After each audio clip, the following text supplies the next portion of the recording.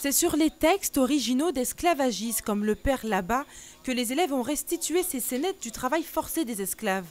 Première étape du circuit, montrer la dangerosité de travailler dans cette industrie. À la base, le sucre, avant que ça fasse du sucre, c'est le jus de canne qui va se transformer en sirop, puis ils vont extraire ce sucre de la mélasse. Et c'est un travail difficile pour les femmes? Oui, puisqu'elles peuvent se faire happer le bras par la machine après. Et après, ils doivent couper le bras promptement, en fait. Des scènes qui ne laissent pas indifférents. Ça m'a fait mal au cœur parce que je vois qu'ils ont beaucoup souffert durant l'esclavage et ils ont dû récolter beaucoup Ils ont dû travailler beaucoup pour souvenir à leurs besoins. Il y a la Guadeloupe aussi par rapport à la canne, l'exportation.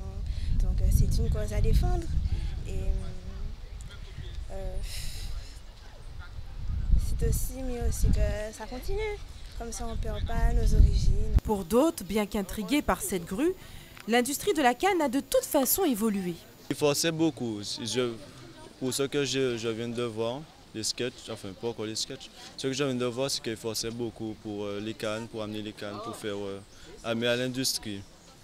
Mais maintenant, il force moins parce qu'il y a tout ce qui est mécanique qui les aide. Fin des années 60, le coupeur de canne est enfin remplacé par la machine. Une évolution technique qui effraie à l'époque et répond à une logique de rentabilité. L'évolution économique et les contraintes économiques, les crises de l'époque faisaient qu'il fallait absolument augmenter la productivité. Donc c'est ainsi qu'on a mécanisé petit à petit, la production du sucre.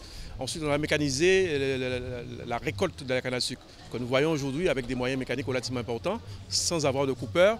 Eh bien, nous avons maintenant la production qui se fait avec un chauffeur qui fait des hectares de terrain à récolter la canne. Et l'industrie de la canne continue à évoluer. Aujourd'hui, les cerveaux des métiers de l'industrie énergétique ont même trouvé d'autres utilisations pour la bagasse. Voilà. Donc nous avons utilisé, les élèves ont trouvé une solution, c'est d'utiliser la bagasse comme moyen de fertilisant pour pouvoir faire pousser du gazon. Et ce gazon que vous avez, que j'ai entre mes mains, ce sont des graines qui ont été achetées du commerce, avec des capacités de tenue à la chaleur, donc des graines tropicales, et qui ont permis sur ce que j'appelle des cassettes de pouvoir cultiver ce gazon.